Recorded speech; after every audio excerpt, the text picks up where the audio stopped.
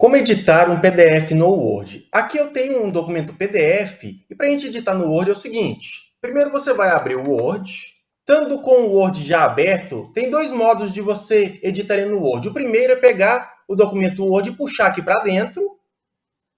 E o segundo é vir aqui na opção abrir e você vai procurar ele no gerenciador de arquivos do Word.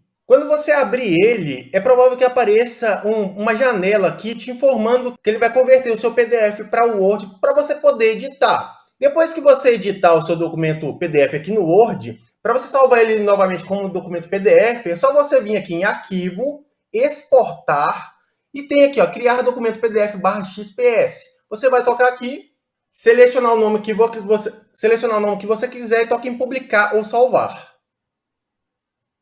E ele vai salvar como um novo arquivo, tá? Então o procedimento é só esse.